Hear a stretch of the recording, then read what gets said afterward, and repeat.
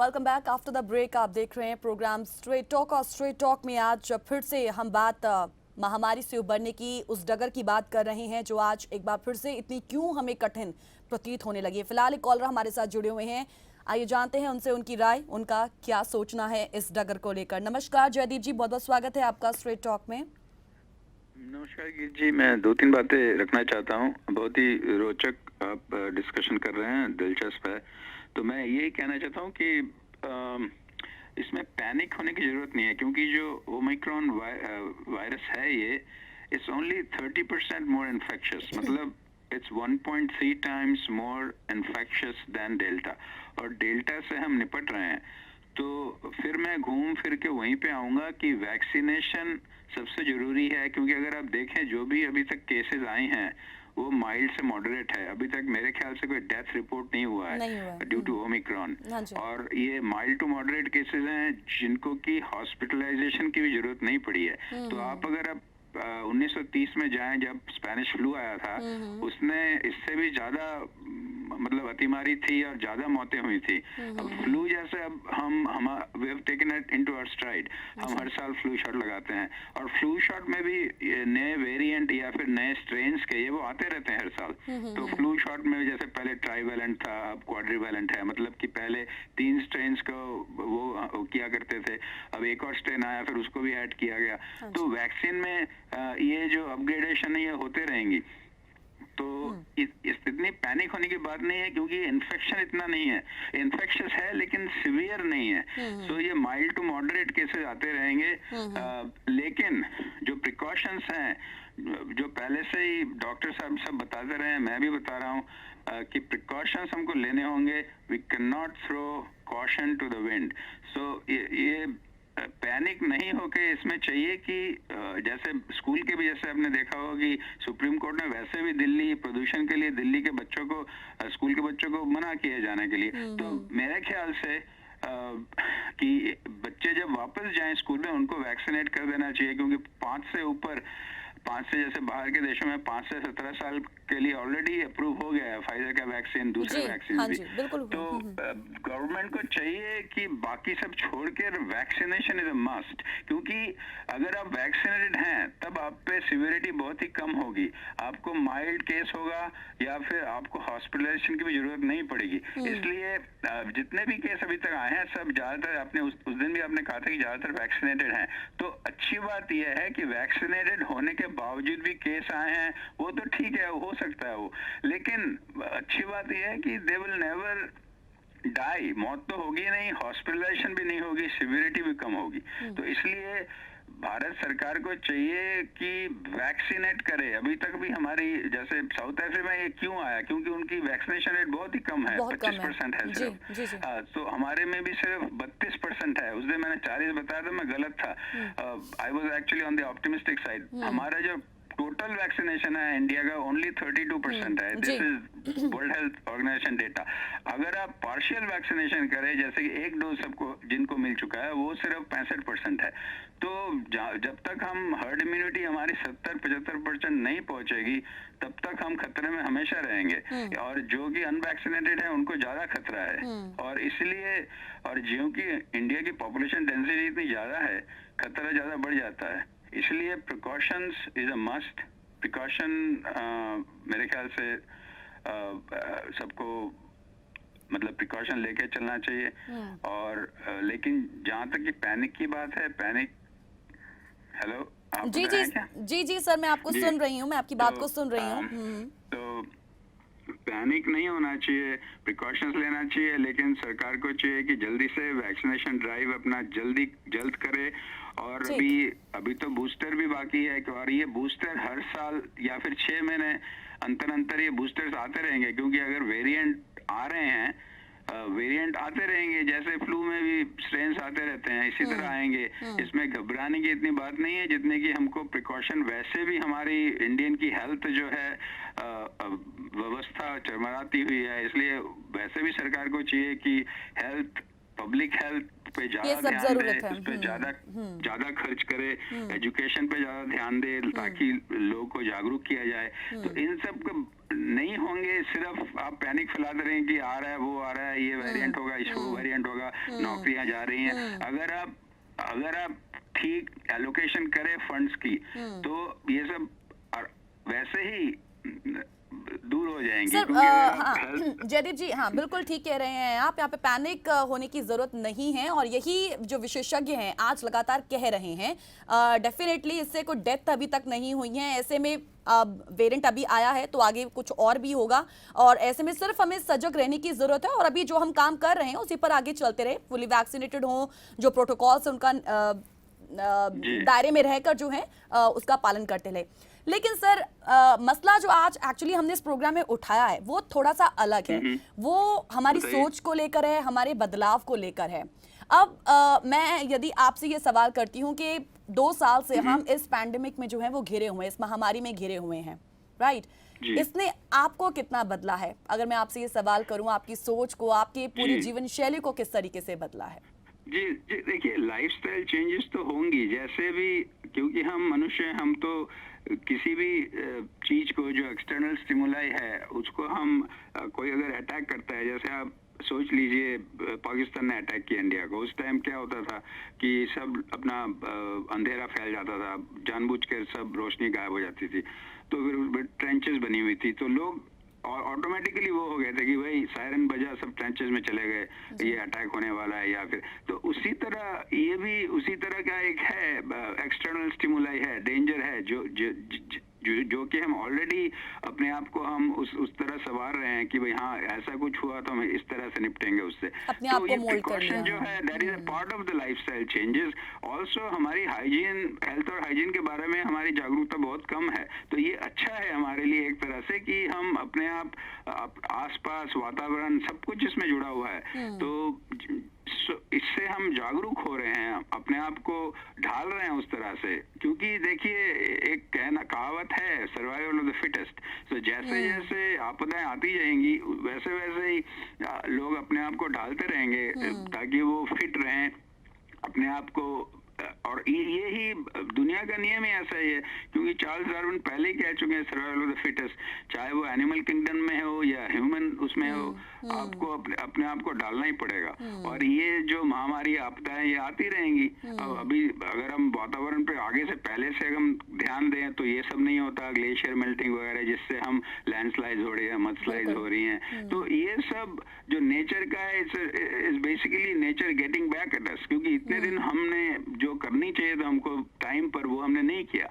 सो time पर अगर हम ठीक से काम करते रहे, चाहे वो अपनी पर्सनल लाइफ में हो, चाहे पब्लिक लाइफ में हो, चाहे हमारी पॉलिटिशियंस हो, अगर वो अपना काम करते रहे, पब्लिक अपना काम करती रही ठीक से, तो सब ठीक हो जाएगा। लेकिन वही हो नहीं रहा है। पॉलिटिक्स में भी ये सब अपने गद्दी पकड़ के बैठे हुए हैं लोग, पैसा जो यहाँ एलोकेट करना चाहिए ठीक से वो नहीं कर रहे हैं, एजुकेशन में कुछ भी नहीं कर रहे हैं, हेल्थ केयर में कुछ भी नहीं कर रहे हैं, बस अपनी जो है एडवर्टाइज कर रहे हैं कि हमने ये किया वो किया कुछ भी नहीं है। तो इस तरह से महामारी जो है और भी खतरनाक आकार धारण करती है, क्योंकि अगर आप काम कुछ नहीं करेंगे, बोलते रहेंगे। अभी भी देखिए वैक्सीन हम बहुत पीछे हैं, 32% वैक्सीन, मतलब 25% से 32% क्या है, कुछ भी नहीं है। तो इसलिए पहले तो एकजुट होना चाहिए, वैक्सीन हर जगह पहुंचना चाहिए, क्योंकि वैक्सीन ही एकमात्र जो है बचाव है इससे।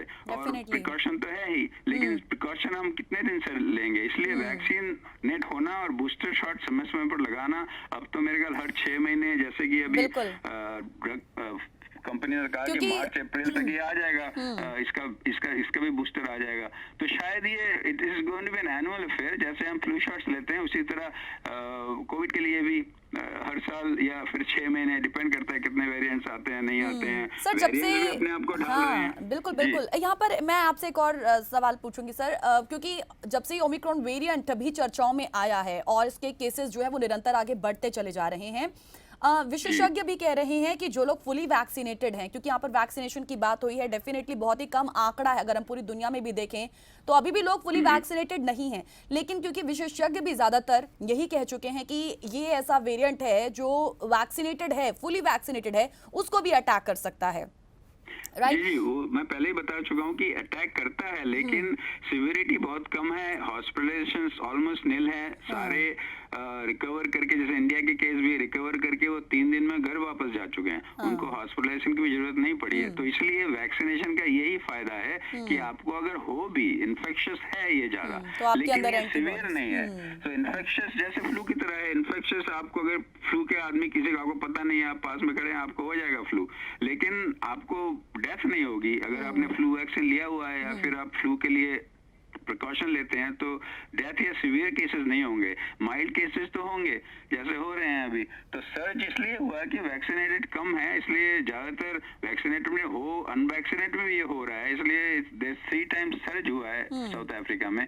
लेकिन इन्फेक्शंस की बात करें, ओनली 30% मोर इन्फेक्शियस है डेल्टा से। सो इतना सीवियर नहीं है, इन्फेक्शियस है और इन्फेक्शन वेरिएंट्स ऐसे आते रहेंगे, इसलिए वैक्सीनेट होना जरूरी है और आगे से तैयार रखना, टू बी बेसिकली प्रोएक्टिव रहना, वैक्सीन तैयार करना, देखना ड्यू टू जीनोम सीक्वेंसिंग करके कि और कोई वेरिएंट आ रहा है कि नहीं आ रहा है। ये सब जो है, अब साउथ अफ्रीका एक्चुअली बहुत एडवांस्ड है, उन्होंने जीनोम सीक्वेंसिंग बहुत पहले से किया हुआ है और आगे है, वो हमसे आगे हैं, इसलिए वैक्सीनेशन रेट कम है वहाँ। लेकिन वो उनको इसलिए दोष नहीं देना चाहिए, पर अगर सीक्वेंस की बात करें, साइंस की बात करें, वो हमसे आगे हैं, इसलिए वहाँ पे डिटेक्ट हुआ है वो माइक्रोन, और कहीं इसलिए नहीं हुआ क्योंकि वहाँ के साइंटिस्ट बहुत मतलब जो ट्रॉपिकल डिजीज हैं, इन्फेक्शियस डिजीज हैं, उन पे ये काफी ये आगे हैं, तो इसलिए वहाँ पे ये डिटेक्ट हुआ है। बाकी जगह बाद में डिटेक्ट हुआ है, लेकिन वो जो है साइंटिस्ट उनके आगे थे, पहले चल रहे थे। उसी तरह हमको प्रोएक्टिव रहना चाहिए, देखना चाहिए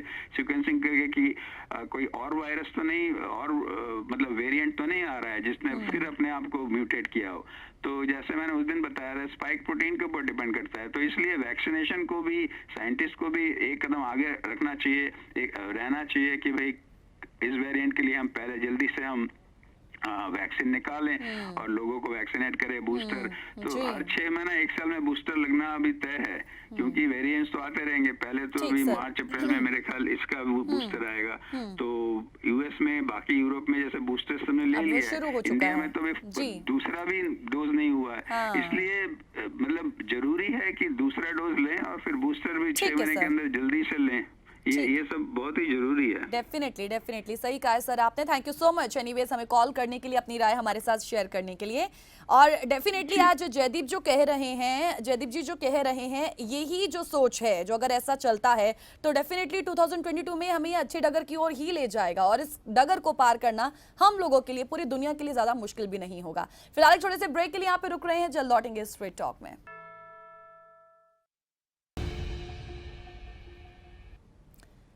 welcome back after the break. Straight talk देख रहे हैं आप, और स्ट्रेट टॉक में आज सवाल ये खड़ा किया है कि इस ओमिक्रॉन वेरिएंट ने जहां लोगों के बीच में एक नई चर्चा को फिर से छेड़ दिया है, और लोग अब अपने आने वाले समय के बारे में ज्यादा सोच रहे हैं कि आगे वाला टाइम पूरी दुनिया के लिए आखिर होगा कैसा। ये एक ऐसा सवाल है जो हम शायद अकेले बैठे एकाएक किसी कॉर्नर में अपने आप से जरूर करते होंगे, और ये सवाल आज इस प्रोग्राम के माध्यम से हमने आपके सामने रखा है। सो हम चाहेंगे कि जो आप सोचते हैं उस सोच को आप हमारे साथ शेयर जरूर करें। क्या वाकई कठिन है महामारी से उबरने की ये डगर? यहाँ पे बड़े दिलचस्प बात मैं आप लोगों के साथ शेयर करूंगी, लेकिन एक बार फिर से अपील करूंगी कि इस विषय पर आज आप हमारे साथ हमें कॉल जरूर करें और अपनी राय हमारे साथ साझा करें। सो दिलचस्प बात यह है कि कोविड के नए वेरिएंट ओमिक्रॉन को जहां लोग आज एक नई आपदा के रूप में देख रहे हैं, वहीं दुनिया के कुछ ऐसे डॉक्टर्स भी हैं जो इसे अवसर भी मान रहे हैं। और ये अवसर क्यों मान रहे हैं? क्योंकि वो मानते हैं कि उनका कहना है कि ओमिक्रॉन की वजह से कोविड महामारी के अंत को और ज्यादा स्पीड मिल जाएगी। तो डॉक्टर्स ने इसकी वजह भी बताई है। अब वो वजह क्या है? वो कहते हैं कि ओमिक्रॉन बहुत ज्यादा इन्फेक्शियस है, यानी कि बहुत ज्यादा संक्रामक है, यानी तेजी से लोगों में फैल रहा है, लेकिन गंभीर रूप से वो बीमार नहीं करा, अभी जैसे हमारे कॉलर ने भी कहा। सो ऐसे में दुनिया के लोगों में तेजी से ओमिक्रॉन की वजह से एंटीबॉडीज पैदा होंगी, जिससे कोविड महामारी को फैलने से रोकने में और ज्यादा आसानी भी होगी। जाहिर सी बात है कि ऐसी जो बातें हैं ना, पॉजिटिव बातें, वो लोगों तक, पूरी दुनिया तक पहुंचाने की आज बड़ी जरूरत है, ताकि जो एक खौफ पैदा हो रहा है लोगों में, वो खौफ पैदा ना हो। ओमिक्रॉन को मैं यहां पर बता दूं कि एक क्रिसमस का गिफ्ट कहा जा रहा है। पीएचडी रिसर्च वैज्ञानिक डॉक्टर हैं होमन हेमती। वो कहते हैं कि कैसे, वो बताते हैं कि कैसे कोविड-19 का जो नया वेरिएंट है वो एक्चुअल में, रियलिटी में महामारी का अंत ला सकता है। वो कहते हैं कि साउथ अफ्रीका की कुछ रिपोर्ट्स कहती हैं कि ओमिक्रॉन वेरिएंट अत्यधिक संक्रामक हो सकता है, छोटी बीमारी का कारण भी बन सकता है, जिसका मतलब है कि दुनिया भर में कई लोग इसकी चपेट में आ सकते हैं और एंटीबॉडीज पैदा कर सकते हैं। ये एंटीबॉडीज भविष्य में कोविड से उनकी सुरक्षा करेंगे। जर्मनी के प्रोफेसर है कार्ल लॉटबैक, वो कहते हैं कि शुरुआती रिपोर्ट्स का मतलब है कि ओमिक्रॉन एक क्रिसमस गिफ्ट हो सकता है। ये कोरोना महामारी के खात्मे की स्पीड को तेज कर सकता है और वो कहते हैं कि इसके इतने सारे म्यूटेशंस हैं, जिसका मतलब है कि ये कम खतरनाक हो सकता है। ओमिक्रॉन से भविष्य में लोगों को सुरक्षा ही मिलेगी। डॉक्टर हेममती कहते हैं कि अभी बहुत सारे आंकड़े आने बाकी हैं, अभी बहुत सारी इस पर जो इंफॉर्मेशन है वो आनी बाकी है। इस बात की संभावना है कि ये कहीं अधिक संक्रामक हो। अभी तक जो इंफॉर्मेशन आई है इस वेरिएंट को लेकर, उसमें साउथ अफ्रीका से आने वाले रिपोर्ट्स ही शामिल हैं, वो भी बहुत कम है अभी, लेकिन अब तक की रिपोर्ट से ही ये पता चलता है कि ओमिक्रॉन बड़ी बीमारी का कारण नहीं बन रहा है। साउथ अफ्रीका में तो ये भी कहा जा रहा है कि इससे संक्रमित लोग घरों पर ही ठीक हो जा रहे हैं, किसी की मौत नहीं हुई है। ऐसे में ये एक अच्छी खबर है। हो सकता है कि अचानक खबर आए कि दुनिया की एक बड़ी आबादी ओमिक्रॉन से संक्रमित होने लगे, लेकिन अगर ये गंभीर बीमारी का लक्षण नहीं बनता है तो डेफिनेटली इससे कुछ अच्छा ही होगा। इससे एंटीबॉडीज पैदा होने से भविष्य में कोविड से लड़ने में मदद जरूर मिलेगी। लेकिन इस अच्छी बात के साथ साथ आज हम जिस विषय पर हम बात कर रहे हैं, वही सवाल हमने आपके सामने भी हमने रखे हैं। और हालांकि सवाल तो ऐसे बहुत से हैं कि अभी तक जितनी भी महामारियां आई हैं, पूरी दुनिया ने इससे आखिर किस तरीके का सबक लिया है और वो इतने नाकाम भी क्यों रहे हैं। हम सबके सामने ये जो कोरोना है वो ऐसे बनकर आया और इसने हमें ये सोचने को मजबूर कर दिया कि इस वायरस से, इस महामारी से तो पता नहीं हम निकलेंगे कब, इसका एंड आखिर होगा कब, हम पैंडेमिक से एंडेमिक तक कब पहुंचेंगे, ये इसने हमें सोचने पर मजबूर कर दिया। लेकिन इसके साथ साथ कहीं ना कहीं हम जो परिस्थितियां पूरी दुनिया में देखने को मिली हैं, उसने हमें ये भी सोचने को मजबूर कर दिया कि शायद ऐसी महामारियों के लिए और ऐसे और भी खतरनाक वेरिएंट्स के लिए हम उतना तैयार नहीं हैं, क्योंकि अभी तक इसको लेकर ज्यादा साइंटिफिकली इंफॉर्मेशन ही नहीं आ रही हैं। आज ओमिक्रॉन वेरिएंट आया है, हो सकता है कि कल को कोई और वेरिएंट भी आ जाए जो ज्यादा घातक भी हो। फिर सवाल हम जो एकाएक अपने आप से भी पूछते हैं, अपने फ्रेंड सर्कल से साथ चर्चाओं में ये सवाल को भी जरूर उठाते हैं कि इस कोरोना ने तो हमें, हमारी सोच को जैसे बदल कर रख दिया है। और फिर ये हम सोचने पर मजबूर हो जाते हैं कि एक साल बीत गया, दूसरा साल बीत गया, अब तीसरे साल में इस महामारी के साथ हम प्रवेश करने वाले हैं। ये महामारी हम लोगों के लिए क्या लेकर आने वाला है। हम इसी पर आज लगातार प्रोग्राम ये कर रहे हैं अपने व्यूवर्स के साथ, और जो व्यूवर्स हमें इस वक्त सुन रहे हैं, मैं चाहूंगी कि वो हमें कॉल कर कर इस पूरे विषय पर जो सवाल भी मैंने आपके सामने रखे और जो हम कुछ कह रहे हैं, जो कुछ यहाँ से हम डिलीवर कर रहे हैं, उस पर आप अपनी सोच हमारे साथ शेयर कीजिएगा। चलिए, 2022 में किस ओर जाएगी कोरोना वायरस महामारी। हो सकता है, संभव है कि अगले साल महामारी जो है वो कमजोर होकर एक स्थानिक रोग बन जाए, लेकिन अगर टीका मिलने में मौजूद जो असमानताएं हैं, वो डेफिनेटली जो डिस्पैरिटीज हैं वो देखी गई हैं। और WHO इस पर हमेशा से फोकस करता रहा है कि जो गरीब देश है, अब जैसे हम कहते हैं साउथ अफ्रीका, यहाँ पर ज्यादातर लोग जो है वो फुली वैक्सीनेटेड ही नहीं है। फुली वैक्सीनेटेड क्या, पहली डोज भी उन्हें शायद नहीं मिली होगी। हम देखते हैं कि जो गरीब देश भी हैं वहां पर भी ऐसी जो डिस्पैरिटीज हैं वो बहुत ज्यादा हमने देखी हैं, असमानताएं हैं। और अगर ऐसा ही जारी रहता है तो डेफिनेटली ये जो नए वेरिएंट से आते ही रहेंगे, और अगर ऐसे ही वेरिएंट्स आते रहे तो ये पूरी दुनिया के लिए खतरनाक होगा और हालात इससे जरूर बदलेंगे। फिलहाल हमारे साथ एक और कॉलर। नमस्कार सर, बहुत बहुत स्वागत है आपका स्ट्रेट टॉक में। धन्यवाद की जी। आज से तकरीबन 1.25 साल पहले यहाँ पे डॉक्टर फाउची ने बड़ा एक मैजिक वर्ड्स कहे थे सबके लिए कि बीमारी को देखते हुए, कोविड को देखते हुए, कि प्रिपेयर नॉट पैनिक। तो ये जो उनके शब्द थे, प्रिपेयर नॉट पैनिक, उसका यही मतलब था कि जो आपको हम सलाह दे रहे हैं हाइजीन के बारे में, अपना मास्किंग के लिए, सोशल डिस्टेंसिंग के लिए, और उसकी तरफ ध्यान ध्यान दीजिए, वो है प्रेपरेशन का मतलब। तो अगर आप वो प्रेपरेशन करते हैं तो आप साइंटिस्ट की मदद कर रहे हैं। क्यों? फिर साइंटिस्ट का ध्यान जो है वो अपने काम की तरफ रहता है, आपके बिहेवियर की तरफ नहीं रहता। अगर अच्छी से अच्छी भी साइंस की इजाद हो जाए, लेकिन अगर आम आदमी का बिहेवियर उस इजाद की तरफ रिस्पेक्टफुल नहीं है, एक्सेप्टेबल नहीं है, जैसे कि भारत में भी हुआ, यहाँ पे भी हुआ, शुरू में लोग वैक्सीनेशन नहीं लेते थे। वैक्सीनेशन के विरोध में कुछ ना कुछ शब्द आते रहते थे, तो ये लोगों का बिहेवियर था। लेकिन इस बार गीत जी मैं क्या देख रहा हूँ, people are psychologically prepared, emotionally prepared and socially they are less afraid, जैसे कि वो पहले हुआ करते थे। जी इसमें 3 तरह की रोल एक्सचेंज हुए हैं। पेरेंट्स हैव बिकम टीचर्स, क्योंकि स्कूल के जो बच्चे 1-1 साल से घर में बैठे हैं, उनकी टीचिंग जो है उसको हाइब्रिड टीचिंग कहा जाता है कि कुछ दिन स्कूल चले गए अगर स्कूल ने बुलाया, नहीं तो फिर घर पे वो क्या नाम जूम पे बैठ के क्लासेस करते हैं। तो इसको ये जो हाइब्रिड टीचिंग है, इसमें parents now have become better teachers, जो कि पहले बिल्कुल स्कूल के ऊपर ही सारा भरोसा छोड़ के बैठते थे कि पढ़ाना तो मास्टरों का काम है, हमने क्या लेना देना। बिल्कुल। और दूसरी तरफ की जो स्कूल के टीचर्स हैं, they have become more IT trend people. उनको ये पता चल गया कि हमने जो बात करनी है, ये काले बोर्ड के ऊपर चौक नहीं घिसाना, ये हमें प्रेजेंटेशंस तैयार करके जूम के ऊपर हमने ब्रॉडकास्ट करनी है, जो कि घर पे पेरेंट्स भी देखेंगे, बच्चे भी देखेंगे।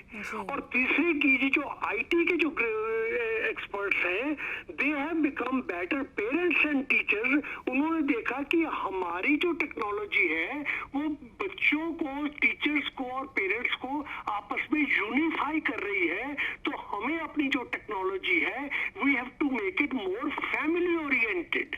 तो ये देखिए रोल्स कैसे हर एक ने एक दूसरे के पकड़ने शुरू किए।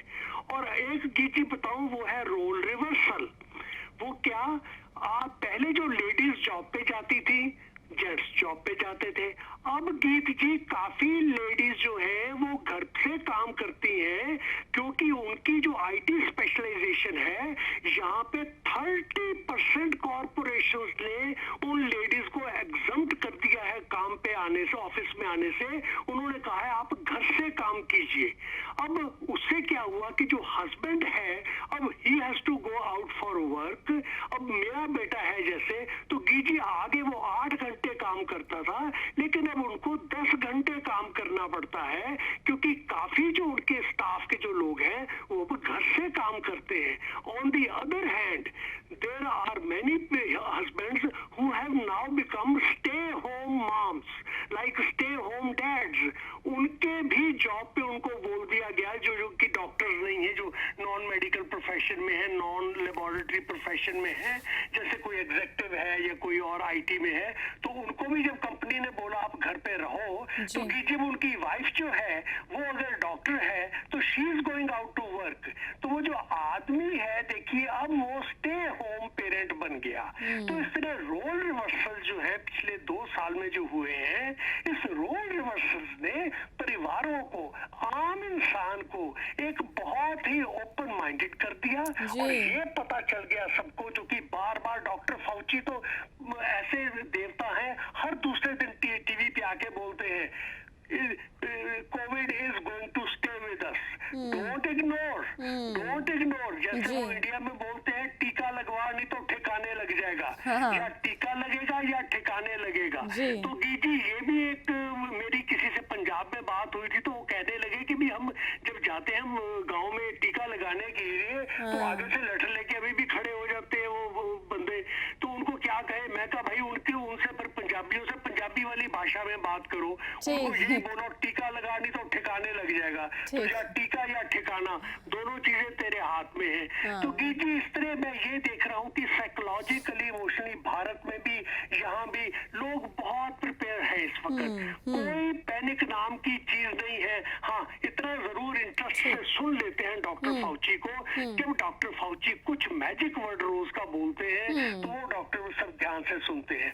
आखिर पे गीजी बस इतना करना मैं कहूँगा वो है कि ये जितने भी बिहेवियरल चेंजेस हुए जी। हैं उनकी वजह से गीची मैं देख रहा हूँ हमारे बच्चों की नेक्स्ट जनरेशन की जो पूरी एजुकेशन है वो डिफरेंट हो गई है। बच्चे स्कूल जाने लग गए हैं, यहाँ पे भी भारत में भी मैंने देखा स्कूल जाने लगे हैं। अब देखिए दिल्ली में स्कूल जाने लगे थे लेकिन तभी तो बंद हो उन्होंने स्कूल बंद करवाए हाई कोर्ट ने, तो जी, लेकिन सर। ये फिर से शुरू हो गए। Children have also become more independent, more responsible कि पढ़ाई हमें खुद करनी पड़ेगी, वरना हमारी पढ़ाई का नुकसान होगा, कोई करवाने वाला नहीं है।